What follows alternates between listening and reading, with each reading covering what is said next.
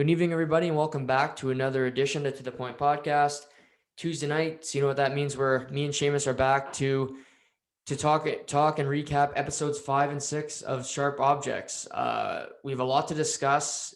Really interesting episodes, different than I thought the show would go.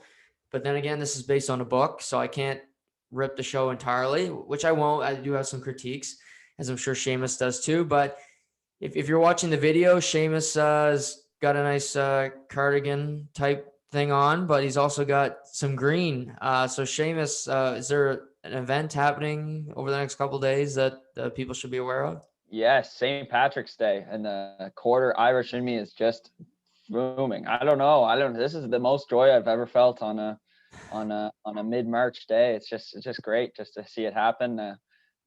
My rest in peace, my great grandfather Phil O'Connell. He's looking down, he's smiling because I got the green hat going. I got my charms. I did have a little flashy 4-leaf clover. I couldn't find it, but I really wanted to pull it up for the pod. I know everyone at home would be enjoying it, so I'm sorry, but I did my best. So working from home tomorrow, will you wear green just to satisfy yourself? Yeah, I do. I have one call tomorrow, and I think, and it's only with one other person, but I think I'm gonna go all out, make him laugh a little bit. I think he'll get a chuckle out of it. So I'll be wearing a little bit of green. What about you? Are you gonna wear anything or? Yeah, I don't own any green button-ups, so maybe underwear. What about tees? You got some tees or what? I don't think so. Yeah. You know me, I'm pretty bland. Kind of pretty boring. You got good style. Your style's got a lot better over the last few years for sure. Yeah, I got some button ups, and that's about the extent of how my fashion sense. But maybe I'll try to find something green for you. Maybe appreciate that. How's your hair or something? I don't know. Maybe there you go. But how's the weekend for you? Good. No, good weekend. Didn't do much. Watched a lot of college basketball. So with March Madness starting on Friday. Weird, it's not starting Thursday, which is throwing me off. But yeah, really interesting. No Duke, no Kentucky, but I like seeing the small schools get in. But yeah, it should be. I mean, it's one of the best sporting events of the year. So I'm looking forward to getting going on Friday. Yeah, I can't wait to listen to you and Ryder discuss that. That's it's going to be a lot of fun. I myself personally, I love the games. I don't know the teams as well. I don't follow. For an average dude like myself, it's kind of hard to follow NBA, NHL, MLB, NFL, and then all the colleges under that. So that's why I really appreciate your podcast, because you kind of give me a better in depth and maybe help out the old betting system a little bit when I need it. Definitely tune in tomorrow night, because Ryder, he loves to bet, so I'm going to give him free range to give a few tips. As you know, I don't really gamble much, but I will sprinkle in a few teams that I like personally, not I'm rooting for, but teams that I like. Maybe you can sniff around on them, but like any year picking a bracket, it's like picking a wife. You never know what you're going to get. That's a good comparison, but yeah, I mean, no one's ever had the perfect bracket, right, Juggy? I believe one time in the history, really? one guy, yeah, and he won like I think it was 50 some million bucks. Oh my God, that would be ridiculous, because I mean, just the amount of X factors going into that, players getting hurt, players just having an off game is ridiculous. So good for Buddy. Yeah, I mean, set for life on a tournament. I'm sure he bet the next year and lost everything, but they don't tell those stories. But getting to Sharp Objects, episode 5, titled Closer. We ended episode 4 with this weird flashback / look like reality where we think Amma has died. Camille is running through the woods after talking to John Keane about Anna and Natalie being really close with her. And she opens up the shed and she's in there. Her body's decayed. But we to me, it seems she woke up and it was a nightmare and it wasn't the truth. She had been drinking. So maybe she didn't go out that night at all. It could have just been a really bad dream, but it's it's a weird scene, but Emma is alive. That's the big headline to start episode 5.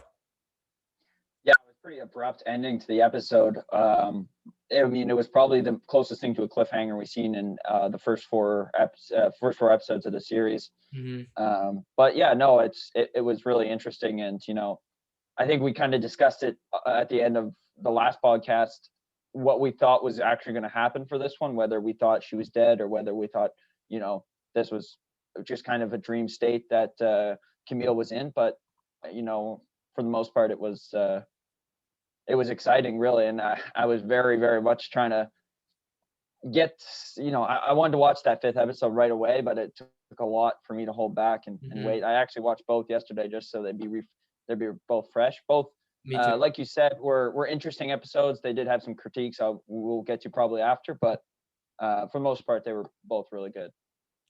Yeah. And an interesting part of the show, and I think I'm going to read the book after I'm done the show, because Right. a lot of the flashbacks, you don't know, because some of them, they could be in the present. You don't really know. Obviously, when it's her as a child, it's clearly, a flashback.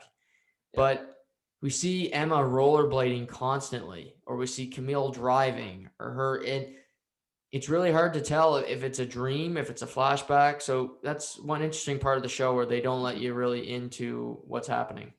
Yeah.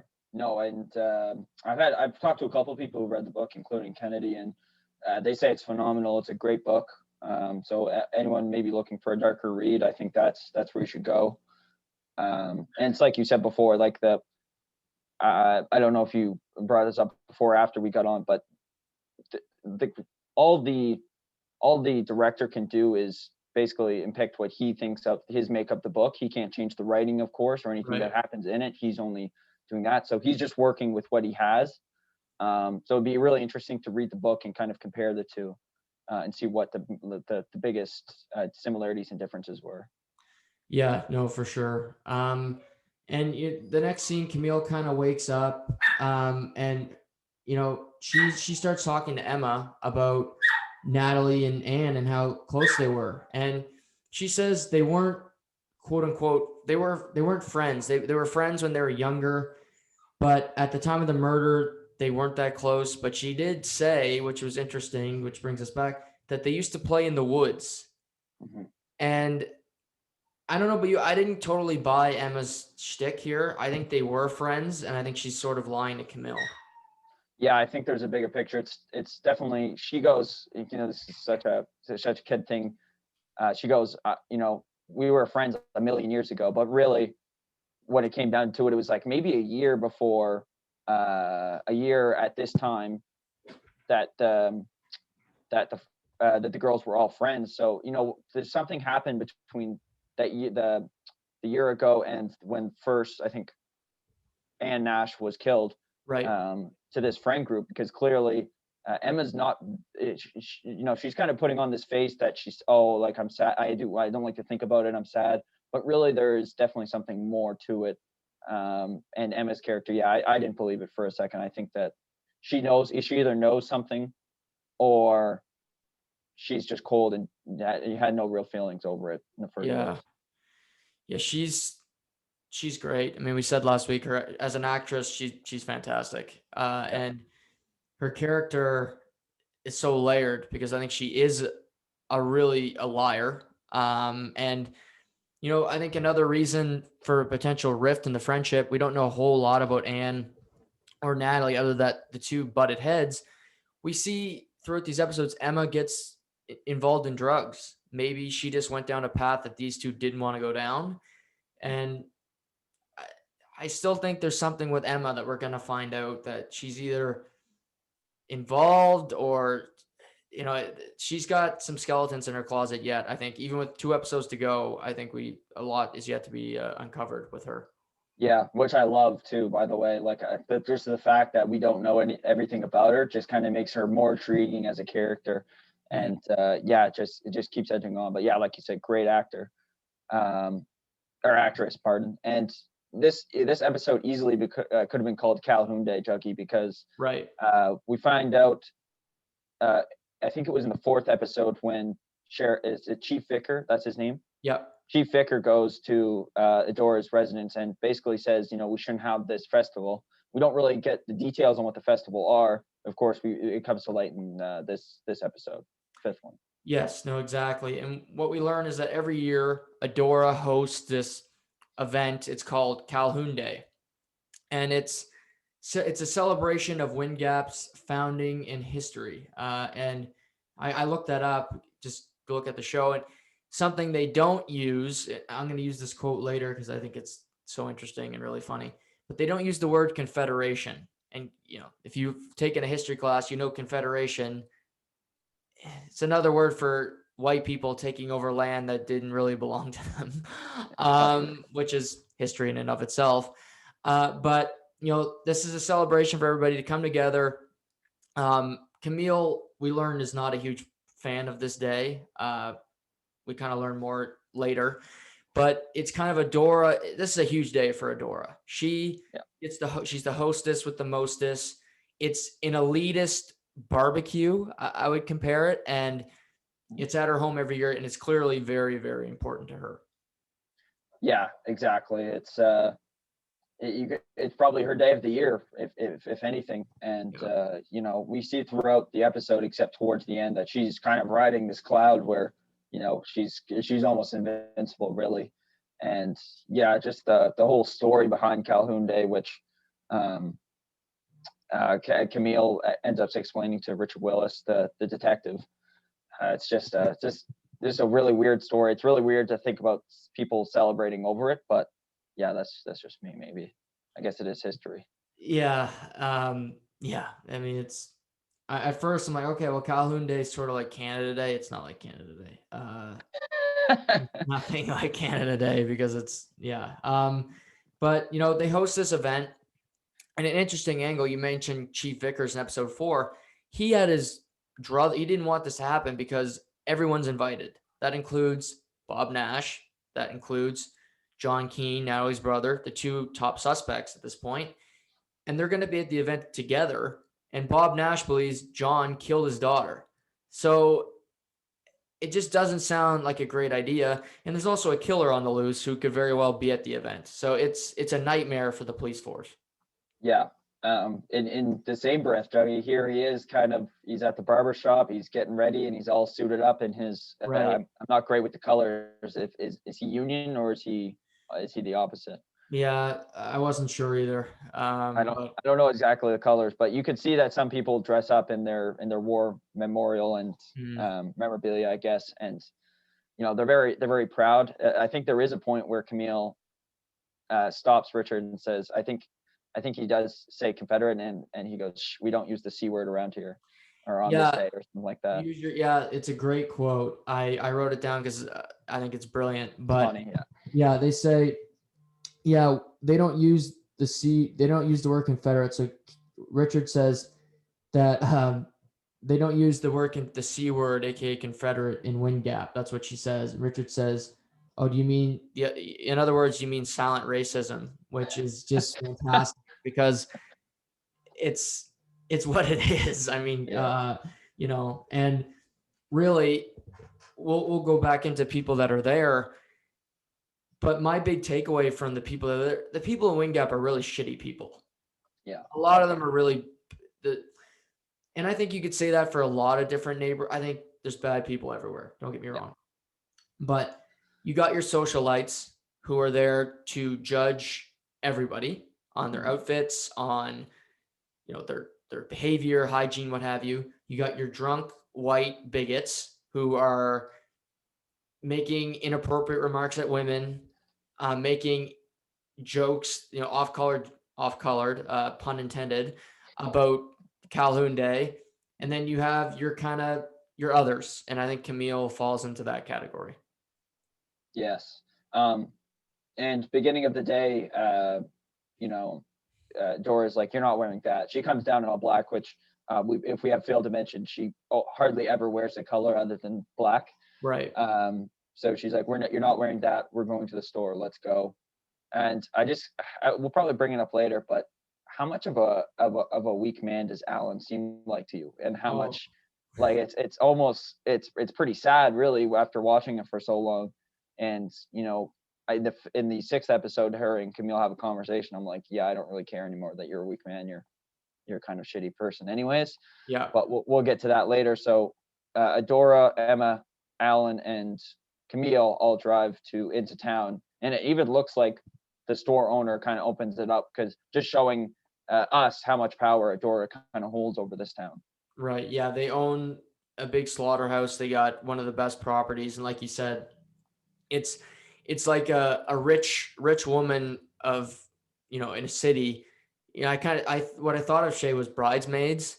Do you remember when they go dress shopping and they jump the line kind of thing? Yes. In that movie, not the whole scene that happens after, but you see an elite woman who wants a dress. She's got some title to her.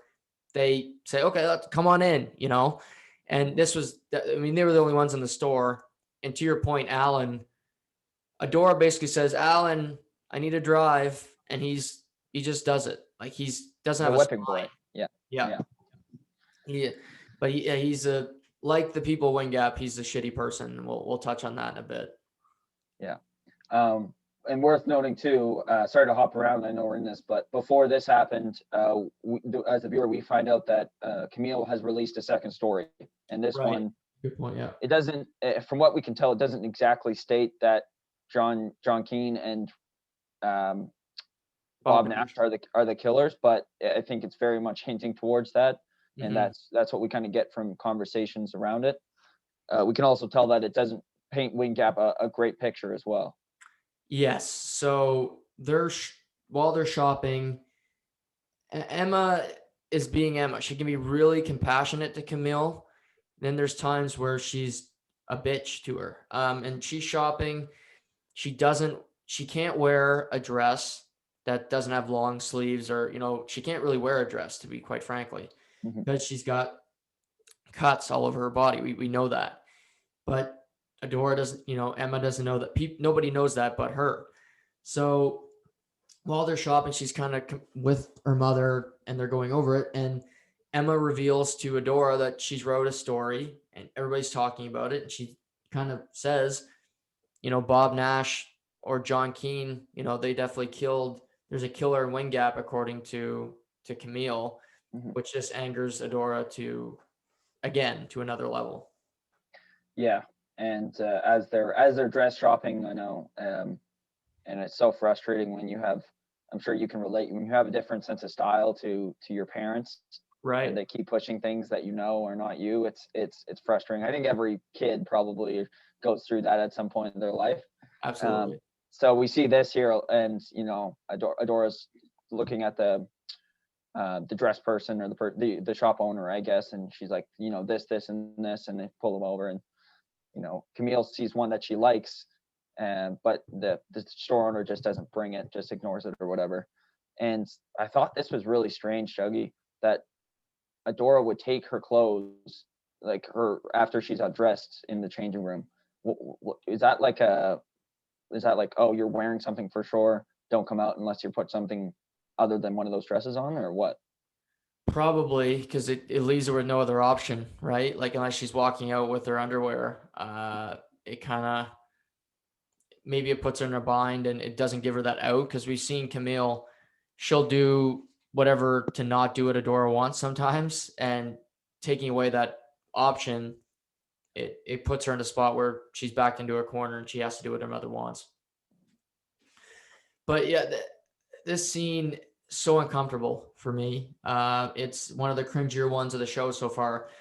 Camille is looking at the dress and, she's in her bra and panties and she can't wear this dress. I mean, she's got severe depression. She's got cuts all over her body and she doesn't want people to know. Clearly, it's an insecurity for her.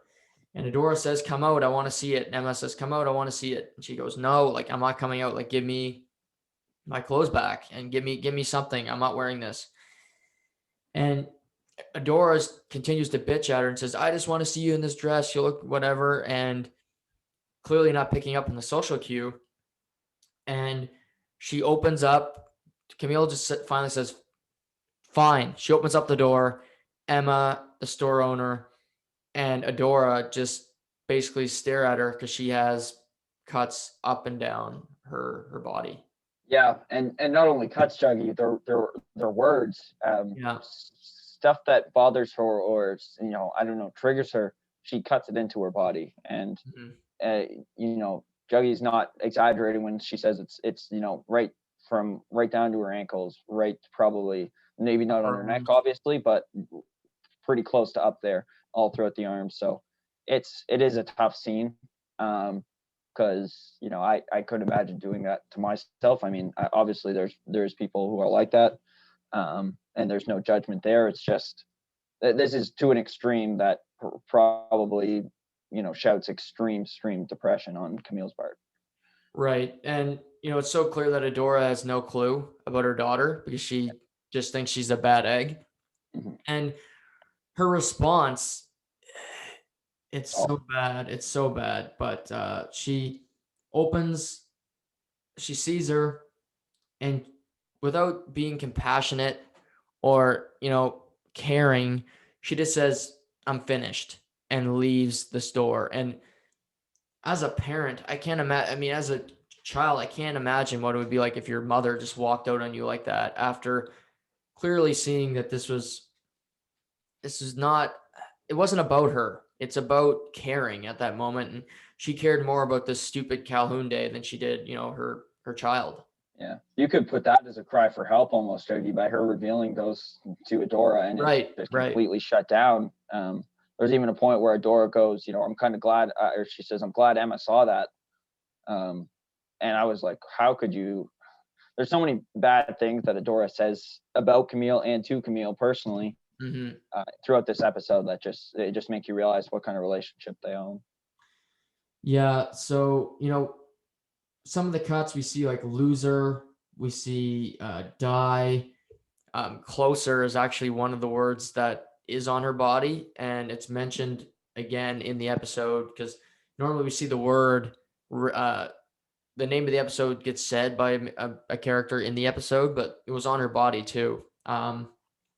And for the party, she's back at the residence. She's kind of gotten a longer gown so she can cover up her body.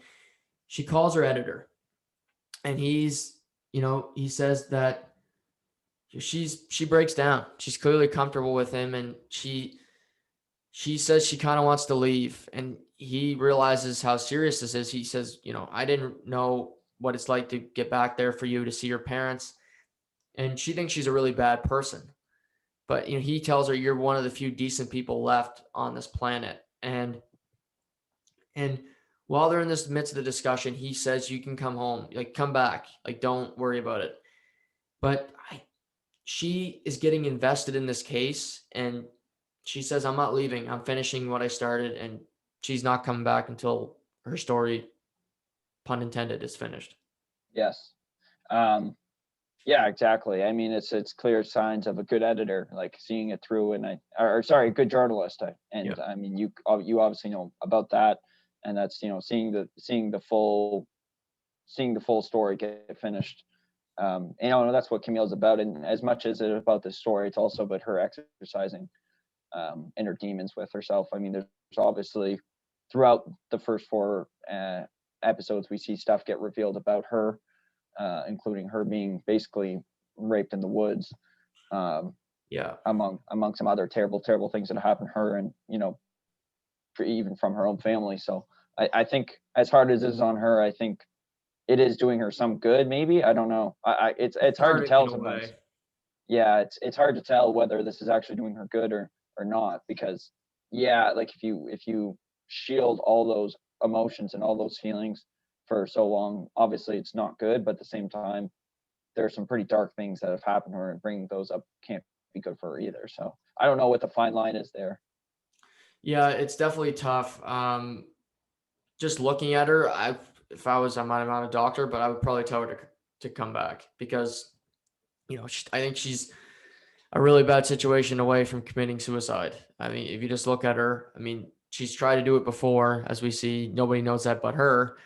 But it's tough. I mean, it is a show. We got to remember that. I think in the real world, if she's a journalist, she's not finishing that assignment because conflict of interest, her mental state, a bunch of different reasons. But again, this is a show, and she's gonna stay. Obviously, she's our main character. She's not going anywhere.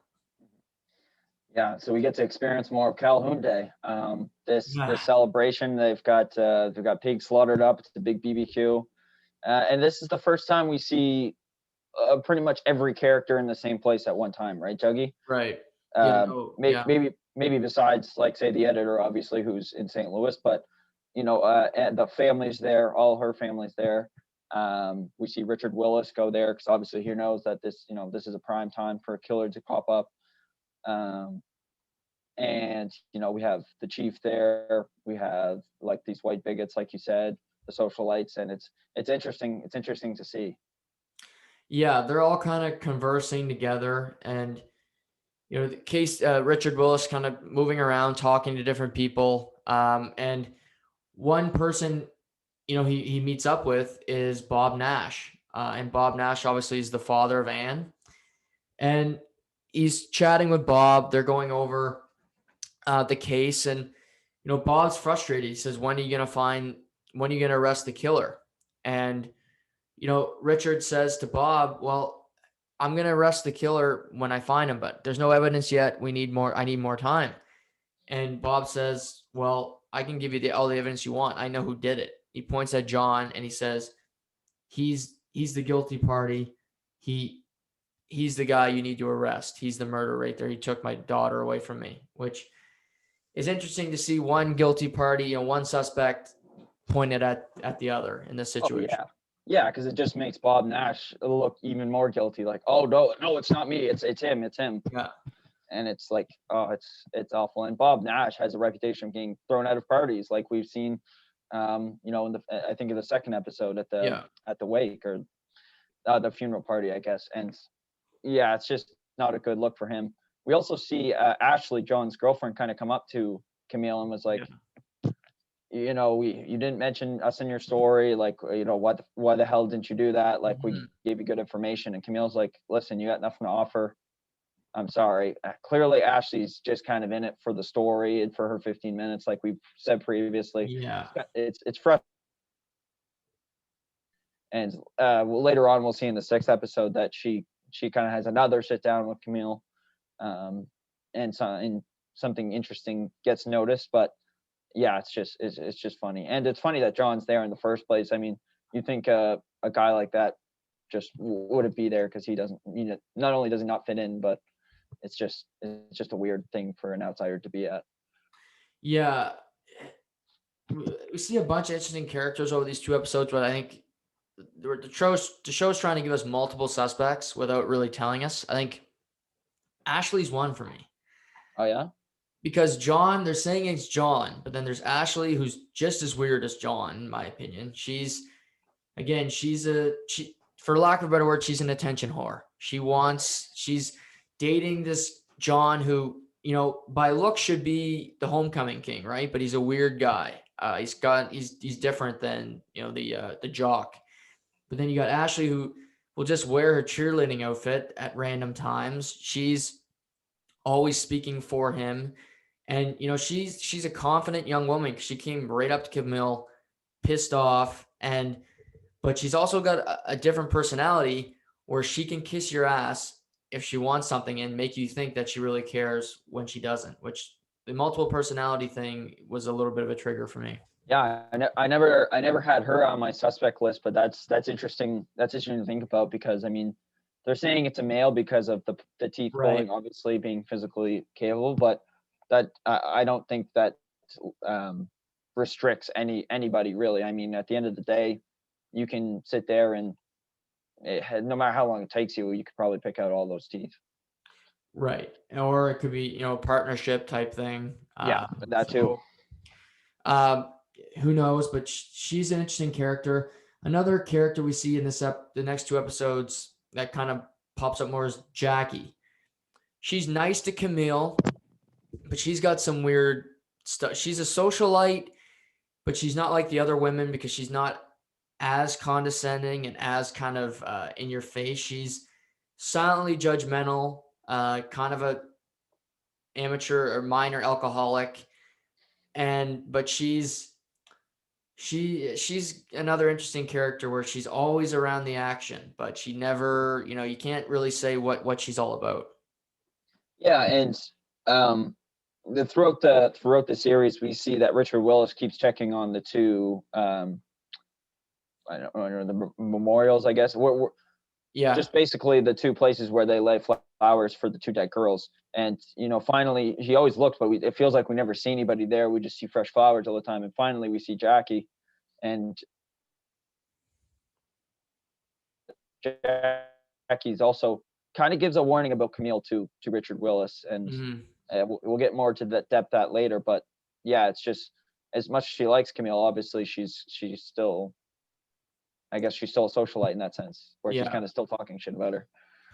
Yeah. So it's at this point that in the episode where Emma, we saw an episode before she was practicing for this play. We didn't really know what it was, and it was for Calhoun Day. It's this little play slash skit that they're putting on.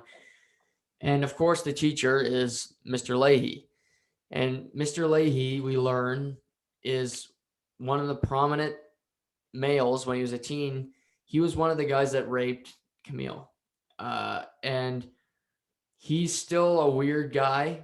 He's married. I believe he says he has children in the episode, but he kind of tries to apologize to Camille, which all these years later seems like a really stupid thing. But she kind of says, we both had a tough luck that day. You couldn't get it up, and I was raped basically. And she gives him a really cold answer, which I can understand, but he's another guy that's still a weird guy in Wing Gap. Yeah, well, after the rehearsal scene that we talked about, we could definitely see. I think we both mentioned it. He's could be a prime suspect. He's a different guy, and adding this to the plate when we realized that he was one of the guys who was part of this, let's say, gang Gang rape. of people who, yeah, it's easier to see that maybe he could stoop down to that level. Maybe he has some power, power hungry thing going on where he has to feel the need to do that. So I think definitely that doesn't help his case, at least to us. He's not a threat to the case at hand with the chief or the Mm-hmm. detective or Camille for that matter. But for us, we could definitely see that he could be one of those guys. Yeah. Another scene, Adora gives Richard Willis a tour of the house. It's kind of a cringy scene. She kind of talks ill of Camille the whole time, but I think he grows a sense of appreciation for her because he saw what she went through as it losing her sister, the way Adora talks about her, and she kind of says a couple of times while they're walking, I'm glad that Camille was here so that Emma knows what not to do. Mm. And I think he really likes Camille. He liked her before. I think he really likes her now because he sees just how big of a train wreck Adora is as a mother. Yeah, no, that appreciation for how poorly, definitely helping her case. But as we see later on, he maybe not has some trust issues, but he digs deeper into Camille and her past as well. Yeah. So we see the skit go through. We learn at the end of the episode something, but we'll touch on that. But before the skit's kind of over, it's at the tail end of it, and it goes fine, whatever. It's just Civil War thing, and I think they mimic gang rape, which was weird. But at the end of it, we see Bob Nash tackle John Keane to the ground, and who would have thought this would have happened at this barbecue where you have two loose cannons? But Bob Nash tackles him, starts yelling out, "You killed my daughter," basically telling the cops to arrest him. And while they're getting pulled away, we look back at the stage and Emma is gone. It's this it turns into this frantic. We don't learn it right away because it doesn't. Maybe she just went to the bathroom, but we learn that she's lost, and Adora's freaking out, and maybe Shay. I was thinking as the episode ends, maybe this was that was a prelude to the end of episode 4. End of episode 5 is obviously Camille going to find Emma. Maybe that was her finding her in the shed and the whole nightmare. Maybe this was just Could the be. Yeah. foreshadowing. I never put that together, but that's a fair point. Because like you just mentioned, Emma's lost. There's a big search party, and I don't know if it's real or not, but Camille keeps seeing the white dress, and we Yes. learn later. We learn in episode 5 that it's maybe not who she thought she was, but she follows this white dress. The first thing I thought of, Juggy, was the woman in white that they brought up a couple episodes prior, and I thought Yep. maybe this was going to play a factor in there. Right. But sure enough, no. Of course, Camille approaches the shed that's been going on throughout the entire series, and it's just weird. And it's you're right. It's like at this point you're like, oh my god, like Emma's dead. Like this is what we saw at the end of episode 4. But Emma's not dead. She's scared. She just ran away. It looks like maybe she fell a couple times. And we saw her take something. She looked was like on drugs. ecstasy maybe, but she's on a drug of some kind. Yeah, so she was clearly on a trip, maybe just had a bad trip and ended up just having to get away from everybody. Mm-hmm. She ends up fine. This part pissed me off. Adora is just kind of like she's freaking out, but she's not getting anything done. Like I understand there's panic, Yeah, but you just see Alan trying to calm her down. Oh, don't worry, we'll find her. And Adora's just like losing her mind. Like yeah. I hate seeing that in shows and TV or shows and movies, freaking out and not doing anything about it. Like, is that going to accomplish anything? Right. Like it's your child. Like it's like the Billy Madison thing. You get your ass out there and you find that fucking dog. I mean, come on. Like it's in a bigger scene. Like you're crying over your possible dead daughter. Like go find her. Like what's crying going to do? Make yourself, that's just Adora's MO. But like you said, they find, Camille actually finds her, which Adora actually kind of gives her a compliment saying, thank you so much for finding her. And she wants to have a drink with her at the end of the night. But the episode ends weirdly. She goes to see Richard Willis and they kind of share this weird sex scene, but that's the end of episode 5. All the episodes other than episode 4, none of them are cliffhangers and a lot of them are just weird, kind of abrupt endings. Yeah, no, I feel that. And it's worth mentioning that Adora says to her, they kind of talk about how Camille can never be really close with anybody and she never lets anybody in. Right. And, Adora goes, well, that's your father and you. And she goes, that's why I never really loved you. And it's like kind of it's a bomb, really. And I mean, you can see it in Camille's face. She's like almost shocked. Like, I think she already kind of knew, but to actually hear the words come out of Adora's mouth just probably made it all that much more real for her. And it was like for a parent, let alone your mother, to say that to you is it'd be shocking. But then after that, of course, she kind of drives and gets closer, I guess, with Richard Willis, and they share this very, very awkward sex scene. Yeah. But yeah, Adora just continues. I think Patricia Clarkson's great in the role because you start to hate her, and that's what you want as an actress. If you're playing the heel, so to speak, you want to be hated, and I think she does a good job of doing that really effectively. So that brings us to episode 6, and it starts with a flashback to Camille. Well, she's kind of chasing, you mentioned that girl in white. She's chasing that girl to the shed. It's kind of her seeing Emma through. But again, it's half reality, half not, because there's no real girl in white there, at least we think. But that's kind of weird. And this, like you said, it was mentioned that the young boy who saw Natalie Keane get abducted saw a girl in white. This is another thing, but his mother was on drugs too. So I think there's something there, but we'll see. We'll see what happens. Mm-hmm. But you mentioned Richard Willis. He's driving. He's going to see Natalie Keane's memorial. He sees Jackie, and Jackie cares for Camille, but she's not a compassionate person. So she kind of mentions, it's good that you're with Camille because she's kind of got, a lot of baggage and everything. And Richard's like, well, what do you mean? And she goes, well, she's been in rehab and she's got all these different problems and she's an alcoholic. And The word sensitive keeps coming up a lot, Juggy. They keep, I don't right. know if it's not just Jackie, it's other people. I think it might have been Adora as well. And they keep calling Camille sensitive. Mm-hmm. Right. So yeah, she's very sensitive. And so Richard decides to order her hospital and prison records, which is a clear invasion of privacy, but he has access to that. And what did you make of him doing that? Well, you lose a lot of respect for someone who abuses their power, obviously, Yeah. anyone who does it. But uh, it's, I don't know, it's kind of disturbing almost to think like, yeah, she has a history, but like if she's not ready to tell you, like, was that is that your business? Like Right. you kind of have to roll with it if you're committed to this relationship. So no, yeah, I thought it was a little bit much from Richard. He's, up to this point, there's really not a whole lot not to like about him, but this was Mhm. definitely a huge red flag.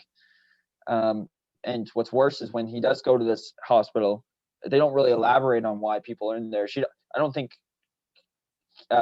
he distinctly goes in there and says, oh, why was Camille Preaker in here? He just Mhm. kind of goes in there and it's like, what, like, why would someone come in here? And then the doctor's kind of like, oh, suicidal, depression. But he also says violent, like, oh, if someone was violent, they maybe get restricted in here. So now he's probably thinking, oh, like maybe she has a violent tendency. Maybe she tried to kill somebody. Who Right. knows?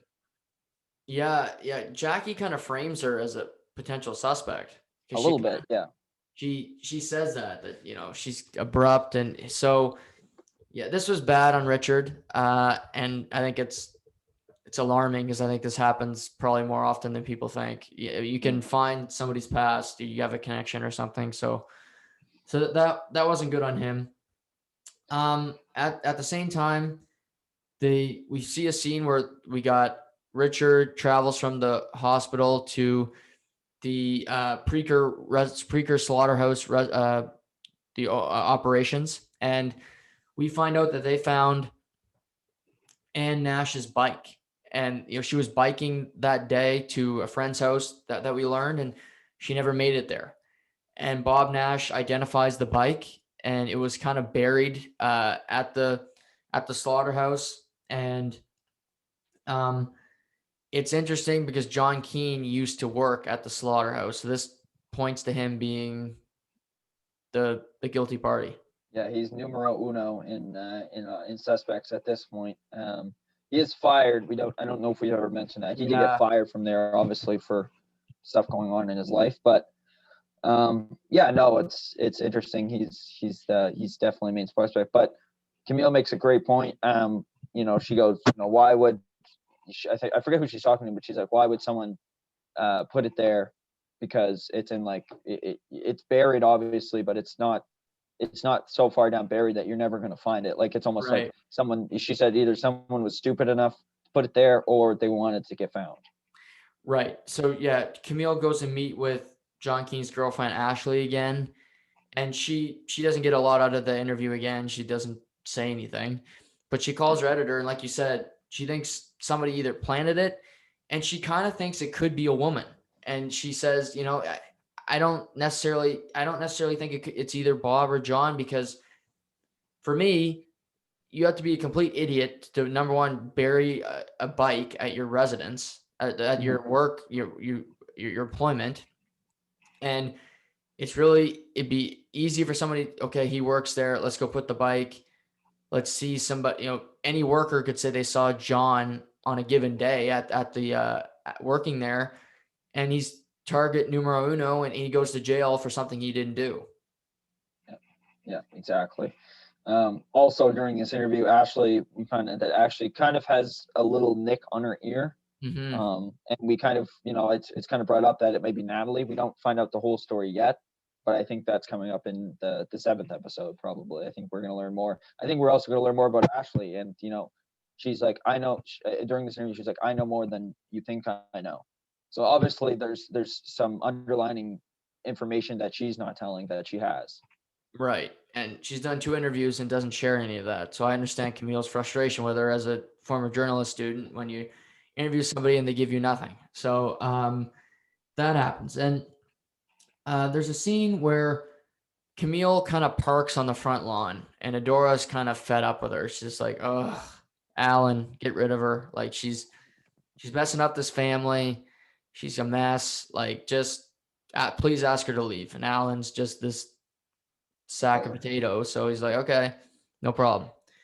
So Camille comes home, and he asks Camille to move out, and he also said that Adora's had a tough life, and that she doesn't know the half of it, which is interesting.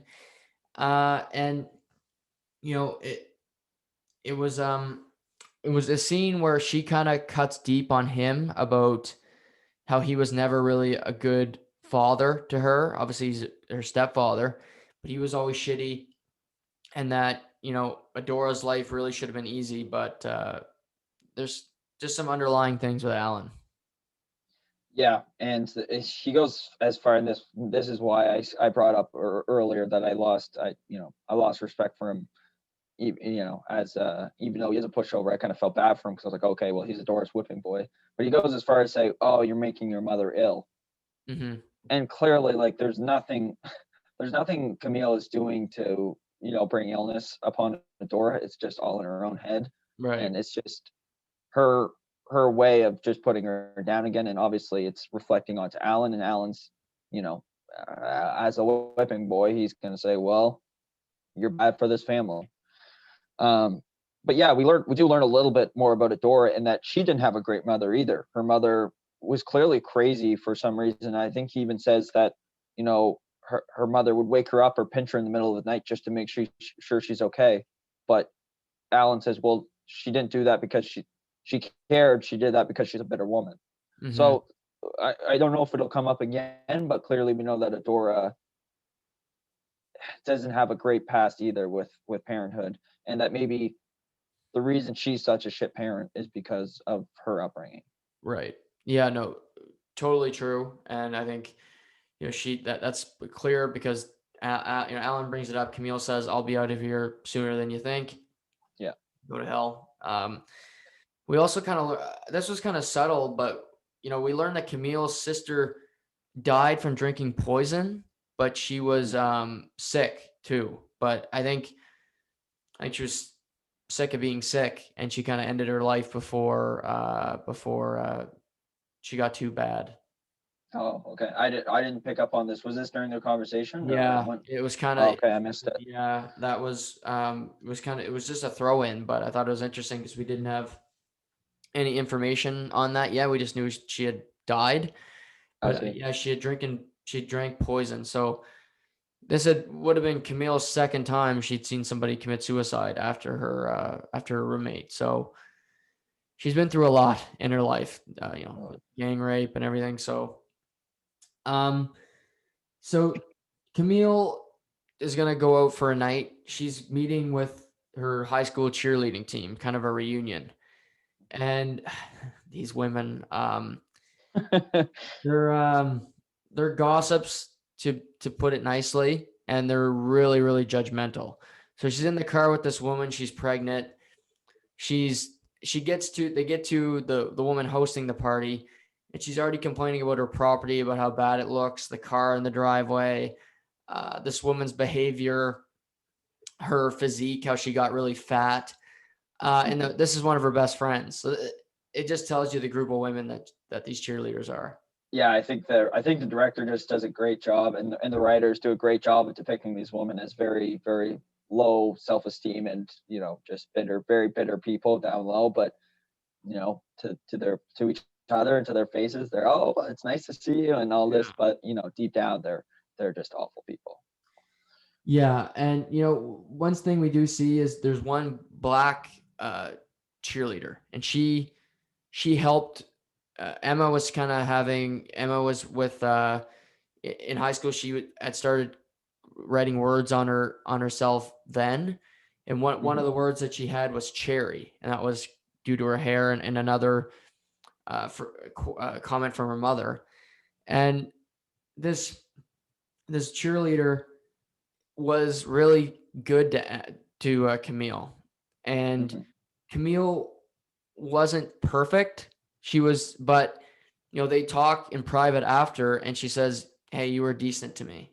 And I couldn't get that from a lot of people in this town. So they kind of share a nice moment where Camille and her reflect on their history and just how much, this African American woman went through living in this town. Yeah, clearly it's not the place kind of place you'd probably want to grow up in, but yeah, no, and yeah, we kind of see this socialite. At one point they bring up, oh, you can't really understand loss because you've never, you don't have kids, Camille. Mhm. And she's like, well, I kind of can. And she doesn't say it, but obviously she's hinting towards, well, I lost a sister. But Right. it's just over their heads at this point. They're like, well, you can never really understand the bond between, a baby and its mother because you've never had one inside you. But Right. it's kind of cringy almost how much you want to be like, okay, these girls are just clueless. Yeah, you know, Camille doesn't stay there long. She gets a drive home. She gets to drive to the liquor store. And so she gets to the LC. She picks up a bottle, and of course Emma shows up with her friends, and they offer to drive her home. She's already pretty in the bag, and she reluctantly says yes. And on the drive, her and Emma both decide to do drugs together. And it's interesting because Camille is kind of out of character for her, but she does them with Emma, and she goes to this kind of high school party, you'd say, Yeah, maybe a little I bit would say. older, high school house party with Emma, and we see a interesting group of characters. Yeah, it's interesting. It says a lot about Emma's character because she probably shouldn't be going out in the first place after she had this wild runaway in episode 5. Right. Um, and I think even Camille brings it up, like, you should probably relax. Like, I don't think you should be going out. She's like, no, I'll have a chill night. But here she is popping oxycontin and just being a nuisance. Um, but yeah, I mean, she's trying to, in a way, I think she is trying to show Camille a good time, but at the same time, so what happens is they go up to a room and they're doing ecstasy or whatever, and I don't know if you noticed this, Chucky, but she goes, yeah, we'll see how, Emma goes, yeah, we'll see how she reacts. She has a lot of shit she's never dealt with. So Right. clearly, I don't know if Emma's trying to fuck with her or kind of trying to scare her, but yeah, it's weird. We also see John Keane and Ashley show up to this party, and Ashley just all kind of smiles, like, oh, just happy to be there, and it gets really uncomfortable. Yeah, so they're there, and then people at the party start telling John Keane that he's a murderer, and they basically throw Emma and him out of the party because everybody's yelling murderer, murderer, murderer. And we see her angry side because she flips out. She yells at Camille for, again, not. When's the article coming out? She goes, well, you gave me nothing, so I'm not going to write one. And she loses it on her and then starts yelling at the people in there. So we do see, it's not violence, but we do see something out of her where she has a mean streak, and she kind of broke character in this moment where we see the opposite side of her personality. Yeah.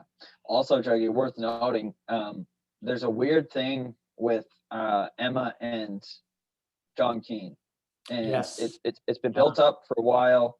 It's not really been addressed. Emma's always trying to get John to, oh, look at me. Oh, like, where's Ashley? Oh, you Mm-hmm. know, basically trying to lead him on, flirt with him. And John, even though he's not biting, it seems he's still very intrigued, and he's very intrigued by Emma. It's almost like he knows something about Emma that maybe other people don't. You know what I Right. mean? Yeah. Well, he says that she's like this tease, and she's kind of a home wrecker, and basically she's trouble. And, that, the guys that like her are scum, and that, she's not the type of girl that you'd want to, take home to your mother, so to speak. She's not, she's only trying to hurt people in Wind Gap. And he's kind of got a point. That's fair. So yeah, no, that's a good point. She's at the pool all sprawled out, and she's flirting with him and trying to egg him on. But so Emma and Camille go outside. They're in the car, and they start rollerblading together, which is, we've seen that throughout the show.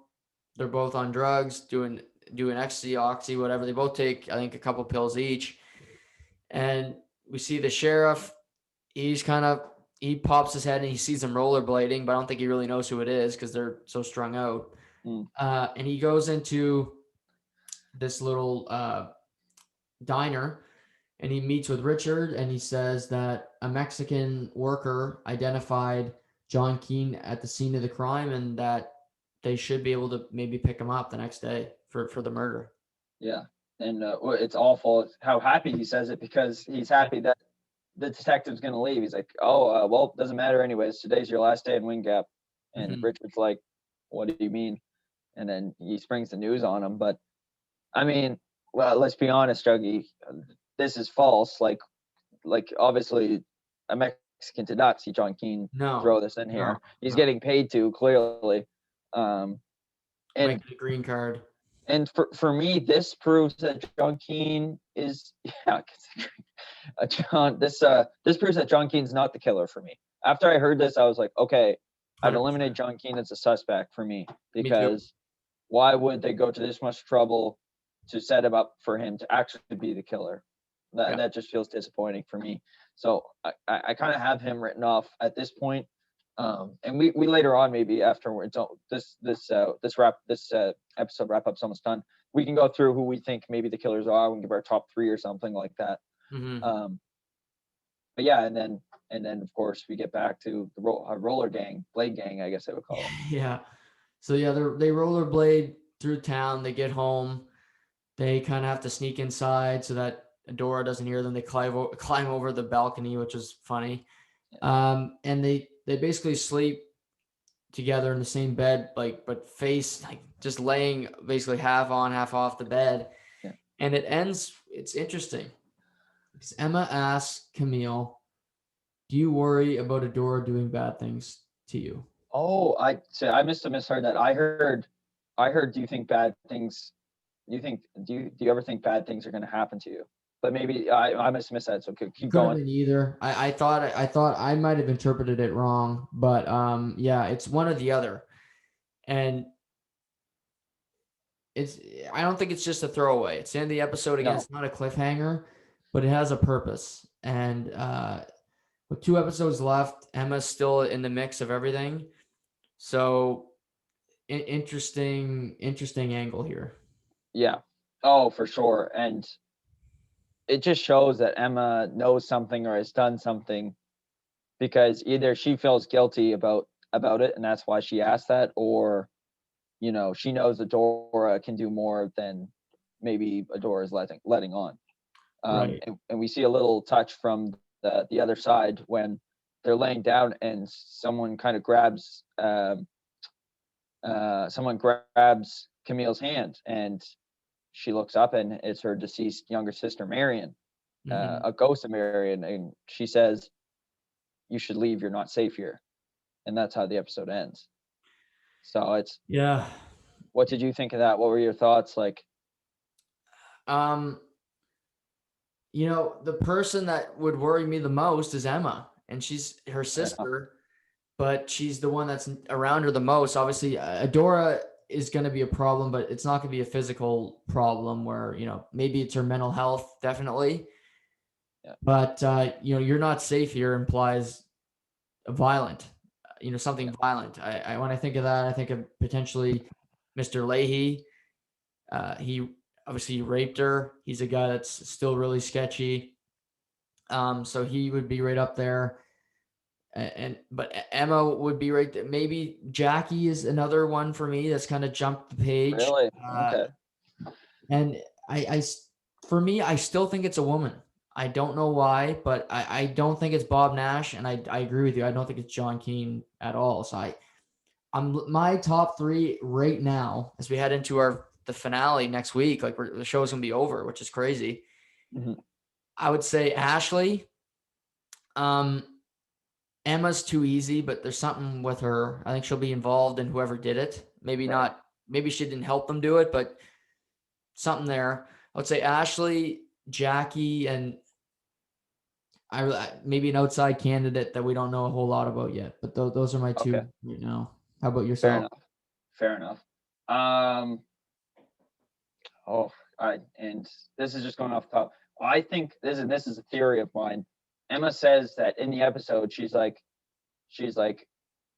they're talking about boys and girls, and they're like, and there's at one point Emma's like, well, boys, they only want one thing, but they're kind of easy to manipulate. She didn't exactly say that, but that's how I interpret it. Right. I wouldn't be surprised if Emma's got these string of friends, and maybe they're killers. Maybe they do some effed up things because they're bored. Let's just be honest. She says, "Oh, I'm bored," and wink at. Well, who knows? Like, these kids do drugs, they're drinking, they're pretty wild. Let's be honest. So I wouldn't be surprised. And Alan, Alan's a wild card for me. Yeah. He's got a lot of build up. He's clearly he's not. Him and Adora are not Stable. clearly as close as they're not close, and they're not that. And he's a strange guy. We saw the gun scene where he pulled a gun on Adora in her sleep. So he maybe he has a violent side that we just haven't seen yet. So yeah, those are my kind of two theories right now. If I had to throw a third one in there, I'm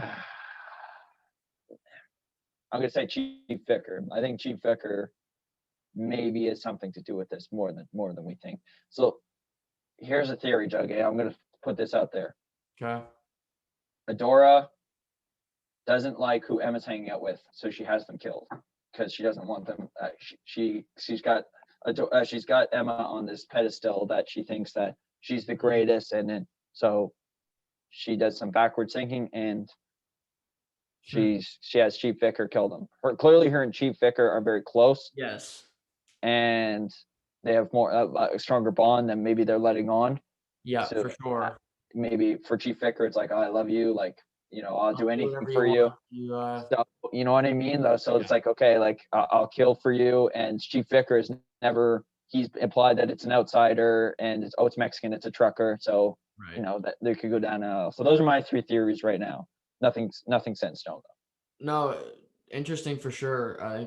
Yeah, him and Adora are super close, so there could be an angle there. I think romantically, maybe just on his end, but he clearly he's smitten with her. He never took his eyes off her at Calhoun Day. Like they made the director made a point to show that he's constantly looking at her, no matter what. Right, and maybe it is Alan because of how close they are. I mean, there's no reason to make them that close. Really for the show, other than if it plays out in the end. But 2 episodes left. I mean, again, there hasn't been a girl killed since episode 1. I like it. I like it, and I'll tell you why. It's because we both expected that. We both called it going into I think episodes 3 throughout 6. But because there hasn't been one, I'm like, okay, well, that's a turn. That's something we saw coming, and it didn't happen. It's not a bad thing. It's just different than how we do it. But obviously, it's like we come back to this is based on a book. It's not the director or the writer's ideas. No, for sure. And I think we'll see an abduction or something in the last 2 episodes for sure. But who knows where this goes? I think Camille's definitely not safe. She's going to go through more headache, and a big thing for me is, does she end this show alive? Really? Well, I'm thinking the author wrote Gone Girl. If you've seen that movie, if you read that book, it's a head scratcher, that friggin' book and that movie with Ben Affleck and everything that happens there. But yeah, great acting. He played an alcoholic in that movie too, so it's probably an easy transition. But yeah, I had to bring that up. I had to bring that. Yeah. But it'd be fitting if she lived for sure, but I wouldn't rule out seeing her fall, or maybe Richard dies. Maybe that's how it goes. Another person close to her dying.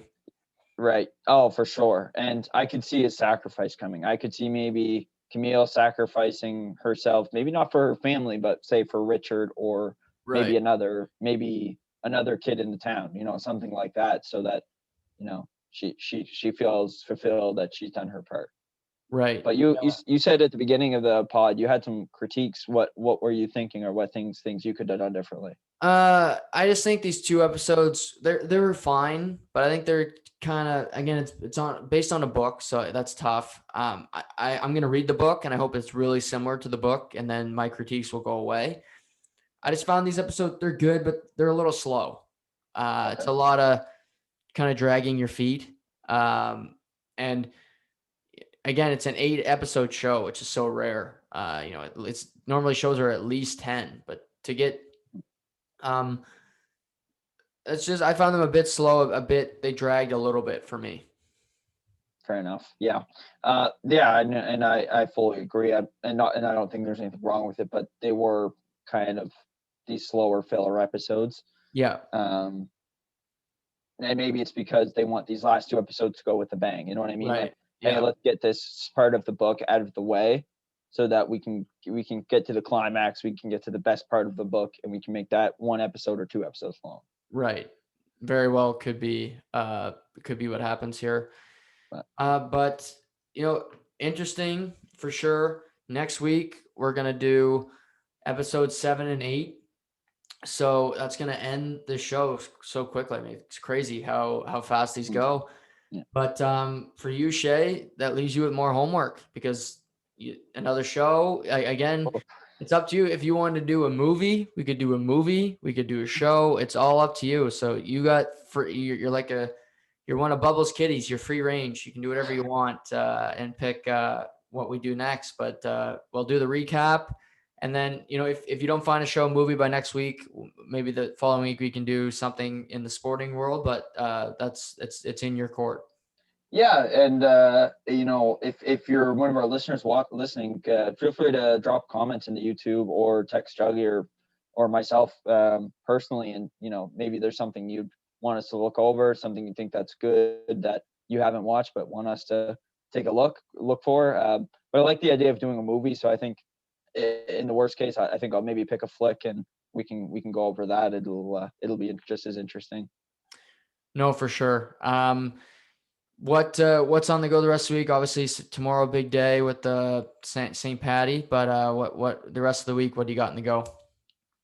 Yeah, I'll be searching for my pot of gold tomorrow. But other than that, pretty quiet. Work's finally kind of getting manageable, so that's been good. But no, just cheer on my Leafs, and hopefully they can start winning games again, because yeah, it's just a tough thing to see. We were spoiled at the beginning of the year because we're so used to winning, and now it's not going our way. But we'll see. What about yourself? Yeah, just work and some podcasts. Like you said, with Matt Wright tomorrow night. And then Friday, the better half of the Warren children, my sister Tally's going to join me on here.